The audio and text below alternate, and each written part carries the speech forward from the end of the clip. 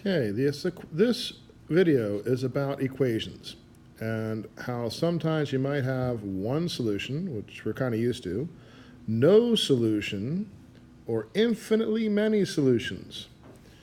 So to bring up the objective here, the objective of this video is to learn how to identify whether an equation has one solution, like we are used to, no solution, or infinitely many solutions. The video will also address how you can create an equation to specifically have no solutions, infinitely many solutions, or only one solution. So you can create the equation. If you can create the equation, it should be easier for you to identify when an equation actually does become a no solution or infinitely many solution equation. Sometimes when solving equations with variables on both sides of the equal sign, the variables end up dropping out.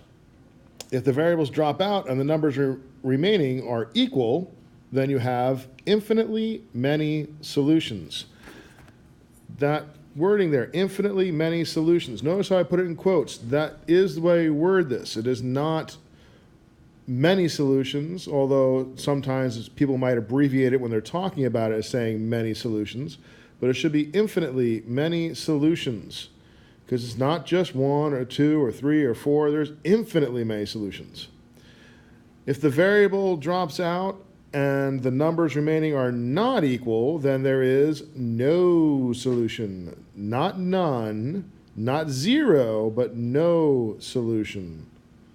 And it's important you realize that zero is different from no solution. Okay, so let's take a look at this example. As we go solving this, the first thing I would do would be to just copy the equation so I can mess with it without messing up the original. And then, I draw my railroad tracks. I see that I have no fractions. Without fractions, I don't need to multiply through to get rid of fractions. My next step would be to take care of parentheses, no parentheses. Then I combine like terms. This side, no like terms. This side, there are like terms here. So I'm going to shift and move these two terms next to each other. I can do that because I can change this to a plus a negative 2x and use the commutative property to change the order. And when I use the commutative property to change the order, it's going to look like this. Just moved this negative 2x over to here. Now I can combine those two like terms, and when I add 5x and negative 2x, I'm going to get 3x. So my equation will look like this. Then I would continue by moving the variables to one side. I'd subtract 3x to move this 3x to this side. And when I do that, you'll notice 3x minus 3x cancels on both sides. So I end up having 2 equals 2, and there's no variable. So I don't have anything that says x equals something. What does this mean? Does it mean the answer is 2? No. What it means is that there are infinitely many solutions. If you look back at this point right here, you'll notice that we have 3x plus 2 equals 3x plus 2. It wasn't so obvious when you're looking at the original equation that these two sides are exactly the same thing, which means that whatever number I plug in for x on this side, whether it be a billion or 0 or a negative 1,000, the result will be the same on this side. So no matter what value I choose for x, when I plug it in, I'm still going to be multiplying both sides by 3, still be adding 2 to both sides. It's going to end up being exactly the same value.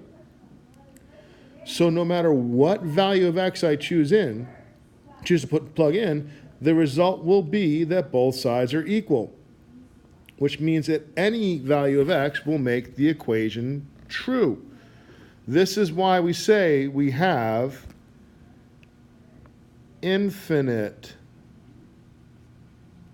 infinitely many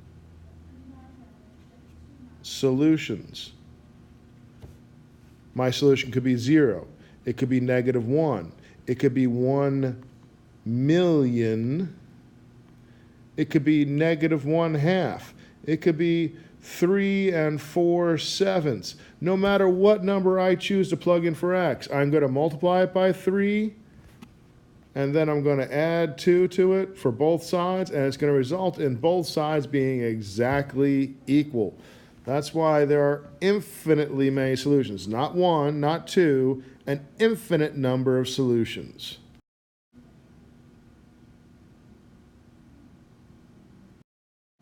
Okay, let's look at another one here. This time I am going to start off the same way. I'm going to start off by making a copy of the original equation just so I don't mess up the first. All right, then I would work with my railroad tracks. And are there any fractions? No. Are there parentheses? Yes. So I'm going to work with my distributive property to get rid of parentheses. 2 times -3 is going to give me -6. 2 times x is plus 2x.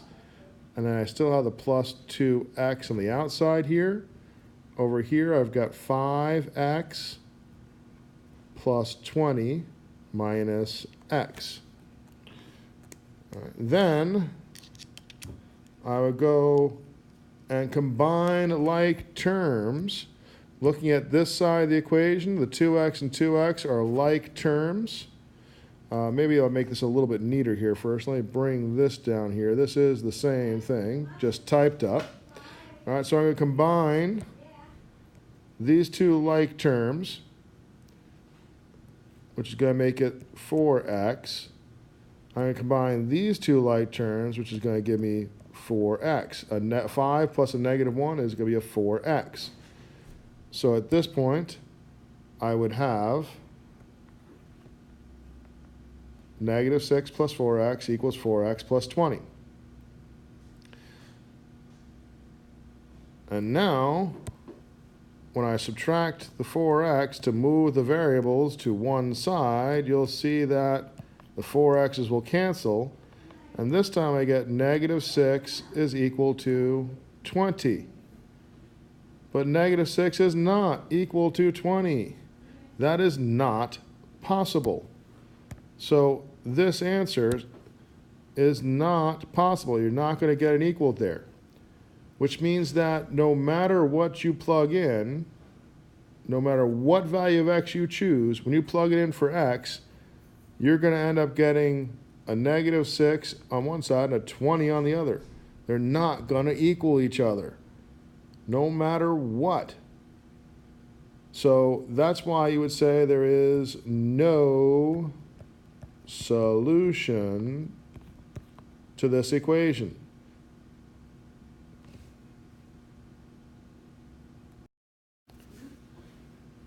All right, I want you to take a moment to try these. Pause the video and give it a try. All right, welcome back. I'm going to distribute to get rid of parentheses here and distribute to get rid of parentheses here. So I end up with 6 minus 8x plus 3x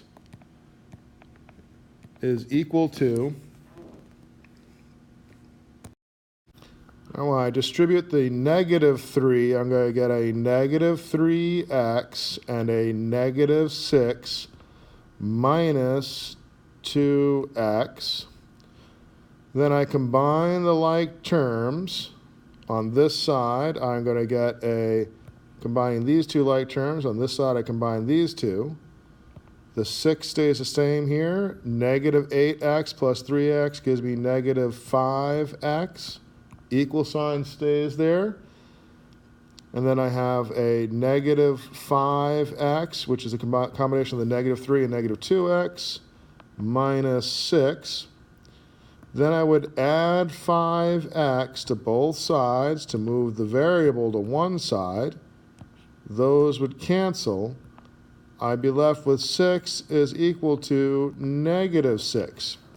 You might be tempted to say that that means that there are infinitely many solutions, but 6 does not equal negative 6. They are not the same number. In fact, they are opposites.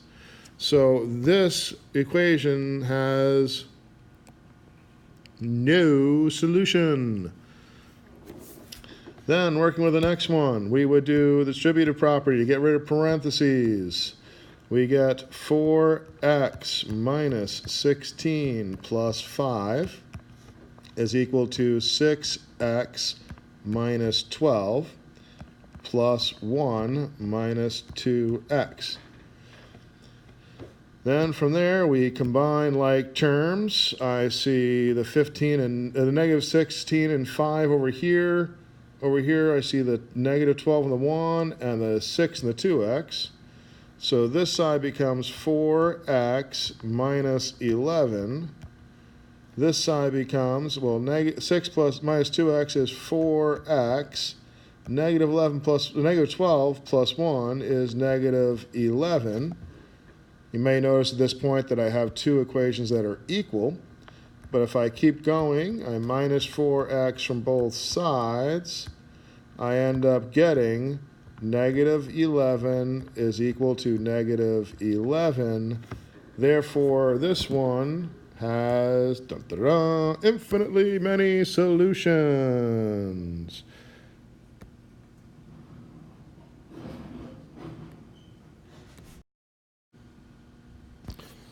All right, sometimes when solving equations like this, you run into a problem where you get some zeros and it throws people off. So I've got two equations here that end up with two different zero issues that I want to address here. So we'll start off by solving this first one. And to do that, I'm going to do the railroad tracks here. There are no fractions, so I don't have to worry about that, but I'm going to distribute to get rid of the parentheses on this side. While I'm doing that over here, I'm going to combine these two like terms while I'm at it. So this becomes 6x minus 4.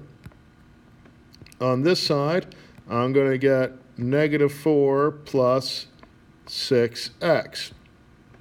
Now, sometimes people here, instead of going to moving the variable to one side, they will add 4 to get rid of the 4. A lot of people, instead of working with the variables, they like to work with the constants, and they'll do that first.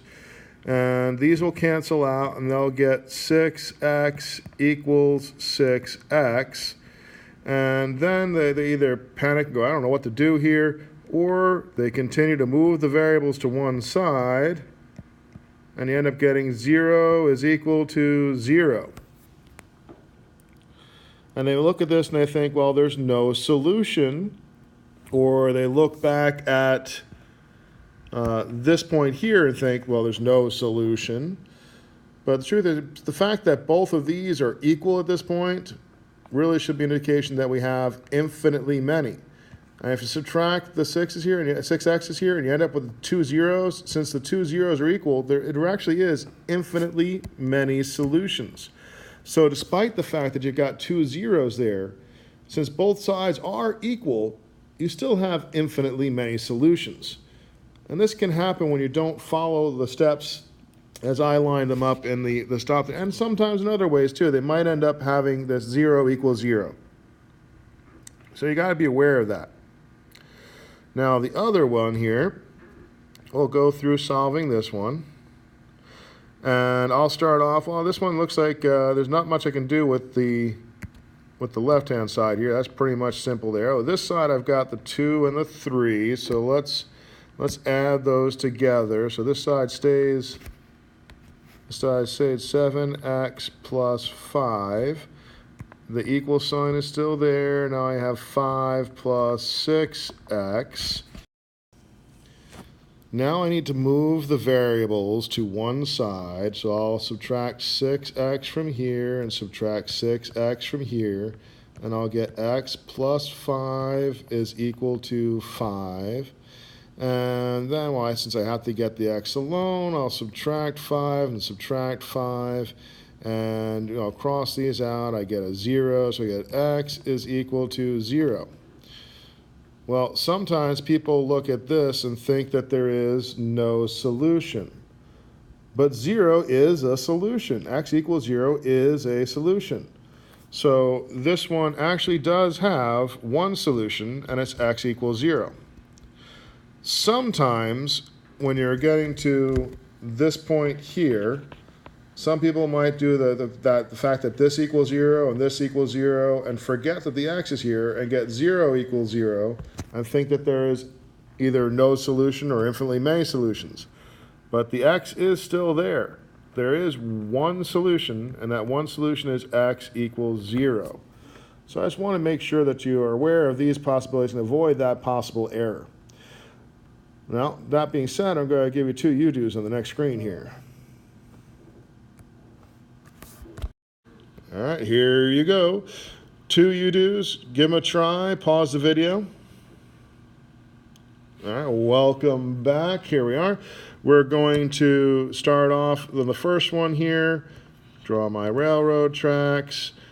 Distribute. Now, it may be confusing here, but there actually is a number here. It's like a -1. So I do need to distribute this to the other side here. So I'm going to have a 3x.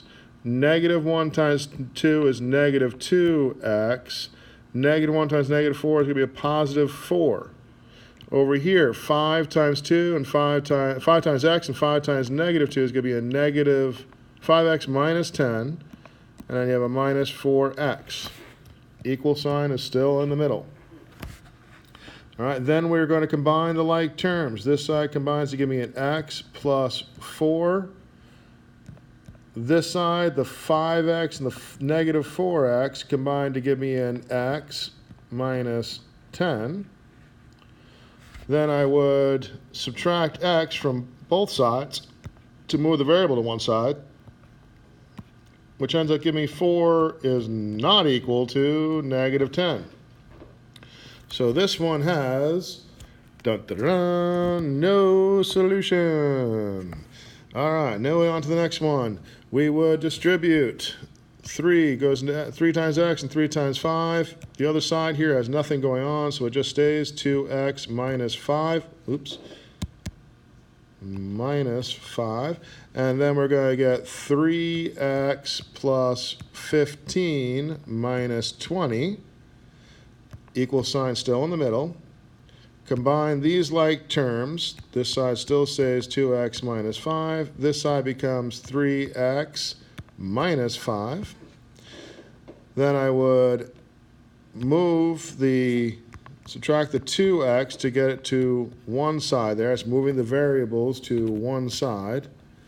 And that's going to give me -5 is equal to x minus 5. Add 5 to both sides to get the x alone. And you end up getting 0 is equal to x. That is one of those. This has one solution. Then that solution is x is equal to 0. Let's check out the next slide here. We're going to talk about how to create the equation. Creating equations that have no solution or infinitely many solutions is all about working from the answer backwards. Why would you be asked to do this? Well, the belief is if you can actually create the equation that does have no solution or infinitely many solutions, then you definitely have a good handle on on being able to identify equations that have no solution or infinitely many solutions. Okay, let's start with a situation where we have infinitely many solutions. So we're asked to create an equation that has infinitely many solutions. Well, every equation with infinitely many solutions results in 2 equal numbers. So let's start with 2 equal numbers. We got 12 equals 12. So I've got these 2 equal. That's the starting part of my equation. Now I can't leave it like that. I got to have some algebra in there. So we got to bring in the variables. Now the variables also need to cancel out. In order for those variables to cancel out, they have to be equal coefficients, and there has to be 1 on each side of the equal sign. So we're going to end up with something that looks like this, 3x plus 12 and 3x plus 12. 3x on this side, 3x on this side. Because when I subtract 3x from both sides, they'll cancel out. Well, this is basically the same expression set equal to itself, which is also a good way to tell when you've got an infinitely many solution equation, when this side of the equation is exactly the same as this side, even though they're a different order here, this 3x plus 12 and 12 plus 3x is still the same thing. When that happens, you have infinitely many solutions. Now, we can't leave it like that. That's just too simple. If that's the basic part there, we need to make it a little twist so it's not so obvious that they are equal equations there. So I'm going to try something like this. I'll take this one, which is the same expression. All I've done is take, on this side of the equation, I took the 3 out of the 12 and the 3, and I put it here. I did that reverse distributive property, and that left me with x plus 4. When I distribute these, 3 times x is 3x, 3 times 4 gives me the 12. This side's still the same, but now it doesn't look quite the same, and requires me to do a little bit of extra work to get there. Over here, I took the 12 and I split it into a 20 minus 8, and I put the 3x in the middle of those two numbers to throw off the game there. So this would still simplify to that 12 plus 3x. It's still the same exact equation. It's just now you have to do a little work to see that it's the same equation. I also went a little bit fancier over on this one here. Here I got really creative. The first part I didn't. I took the 3x and I split it into x and 2x, because those two add together to give me 3x, and just left the 12 and put that in the middle. But over here, if you do 4 times 4, you get 16. This is a negative, so it's like a negative 1 in front here. Negative 1 times the x is going to give me a negative x. Negative 1 times the 4 is going to give me a negative 4. So 16 plus the negative 4 does give me the 12. And 4x plus the negative x, this is going to combine to give me a 3x. So although this looks completely different, it is the same as a 12x plus 3. So just got to break it up and then make sure it does simplify back down to the same thing you had before. That's the key to creating an equation that has infinitely many solutions. If we look to create an equation with no solutions, the result always ends in two unequal numbers. So let's start with two unequal numbers. 12 doesn't equal 3. I put it in as equals because I do want to create the equation that has the equals between them, but I know that they're not actually equal. From there, I remember that I need to have the variables still need to cancel out. So I'm still going to have the variables with the same coefficient of 4 on both sides of the equal sign, so that if I subtract the 4x from this side, I'm going to have to subtract it from this side, and they're going to cancel out. But again, leaving it like this is too simple. We got to break it up a little bit further. And here's some examples of what I did to break it up. Here, if you look, I will do the 3 times the x is going to give me 3x. 3 times the 4 is going to give me a 12. Add this x to the 3x, I'm going to get 4x plus 12. So it does simplify the same thing. Here, 2 times 2x is 4x. 2 times the negative 3 is a negative 6. Add the negative 6 and the 9 to combine the like terms. I am going to end up with 4x plus 3, which is going to bring me back to that same equation I had before, but now it looks different. You get a little more flexibility with the no solution here, because you can create the one side and create the other side with the 4x there, the 4x plus 12 and the 4x, and then not have to worry about what the constant works out to be, because as long as it's not 12, then you're okay. So you can fudge these around a lot. Just try and find something different, something that'll make up 4x plus 12 on one side and 4x plus something, or even minus something on the other side. And that will give you different equations that will end up having no solution.